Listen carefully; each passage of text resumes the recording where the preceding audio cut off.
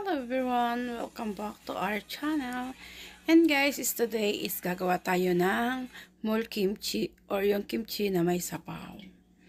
Ayan, ito siya guys. Ayan siya guys, kailangan nyo ng minari. Tinanggalan ko na siya ng balat actually.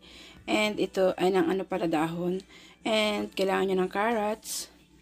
And kailangan nyo rin ng isang apple, isang piras, at ano man saka sibuyas, garlic. Dinurog ko na siya guys. Kaya ganyan na itsura.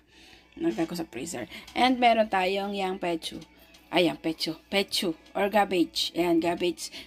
Nag-ano ako ng dalawang cabbage. And binababad ko na rin siya sa asin. O nakikita nyo guys. Bababad lang natin siya sa asin. And within 40 minutes guys. Maya-maya, aanoin ko na siya. 40 minutes or more. Siguro maybe 1 hour. Kasi mukhang hindi pa siya ano.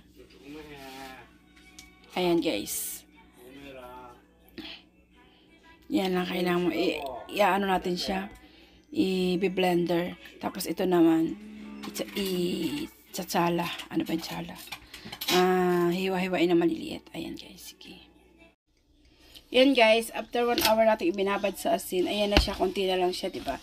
So, hugasan na natin siya. And yun nga palang minari. Ayan, parang serili siya pero minari siya. Masarap siya.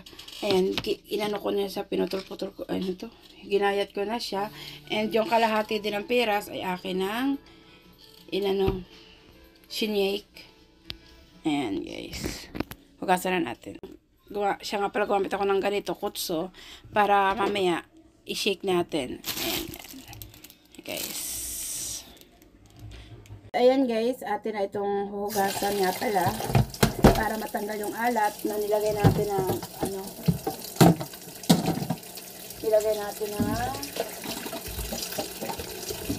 asin, binababad sa kanya. Ayan guys, lagyan natin na 1 hour ko lang siya binabad guys. And siya nga pala, nagpakulo na ako ng tubig na may cornstarch. Yun kasi ang gagawin nating sabaw dito. Tapos nilagyan ko lang siya ng matsukom o ano ba yun? Ang tawag sa atin matsukom. Yung maliliit na asin na may parang bitchin na rin kaunti. May pampalasa na ano yun. Matsukom. Ano ba tawag dito? Ito guys, nilagyan ko siya ng matsukom. Iodized salt pala. Ayan. Ayan, ginamitan ko na siya nito.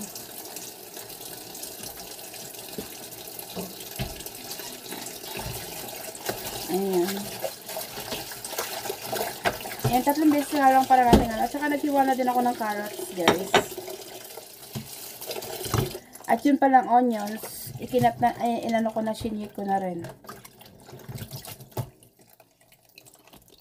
And ito na siya guys, yung ating cabbage na binabad sa asin. So, gagawa na tayo nga ng kukso. Mulkok.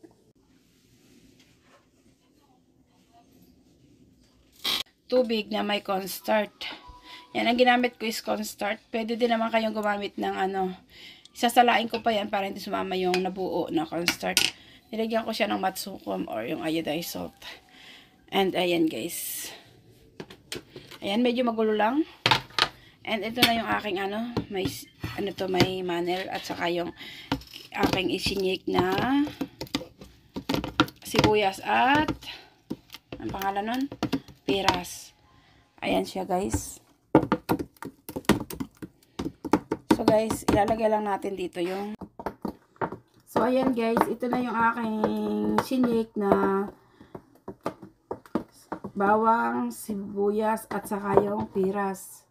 So ilalagay lang natin guys yung ating ginawang in-slice na carrots. Tapos, yung ating ibinabad na cabbage. And guys. Yan. Tapos, yung ating pinakulong tubig na may cornstarch. Siya kasi yung magiging sabaw niya guys. And ayan guys. Ayan. Pinalamig muna natin siya bago ilagay. And yung ating isinake na sili guys. Kailangan natin siyang i-ano. Para hindi sumama yung mga buto. At saka yung ayan guys. Ayan. Nakita nyo, nagkukulay na siya. Ayan guys, ganyan lang ka-easy gumawa ng kimchi cook or kimchi soup. Na ito ay pwede mo ninyong ulam hanggang isang linggo.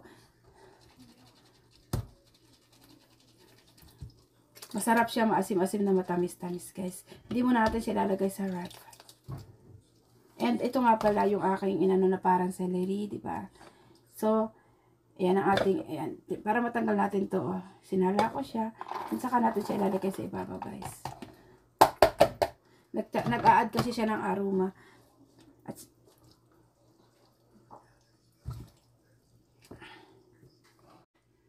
and ayan na siya, guys. Yung ating ginawang mulkimchi. Yan yung ibabaw niya guys. Napakasarap niya. And nakalimutan ko, lalagyan ko nga pala siya ng ano to, ng mansanas or apple. Pero optional siya guys. Pwede namang hindi lagyan. And ayan siya sa ilalim guys. Diba? Ang sarap niyan. Ito paborito to ng mga Korean. Lalo na ngayong summer. Sarap siyang ulam. Medyo siya manamis-namis na maasim-asim. Ayan. Ko nga yung ano, nakalimutan ko yung apple. And guys, mag-a-add tayo ng apple. Optional naman to guys, pwede naman wala. Pero ako kasi naglalagay talaga ako nito kasi nasasarapan ako guys. Mas masarap siya kung may ganito. But it is optional nga lang, sinasabi kong optional lang. Ayan, ganyan lang ako kasi mag-awa nito. Hindi ko tatanggalin ang alat niya. Hinugasan ko na siya guys. And kailangan mo lang siyang i-ano ng maliliit guys, ng hiwa. Yan, kailangan ang hiwa niya is ganito.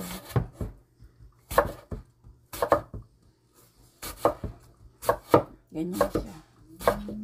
Para mas masarap siya. Nag-ano kasi siya ng vitamins and then aroma na rin.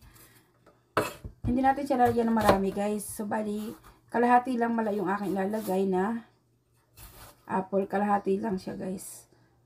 Kalahati lang yung aking ginamit na apple. Ayan, kailangan hugasan nyo lang. And, hiwain ng ganito. Maliit lang siya. Maliit lang hiwa nyo dapat yun, guys. Napaka-easy lang. Pwede nyo gawin sa bahay. And, ayan, ilagay mo na dyan. Ilagay mo na siya dyan.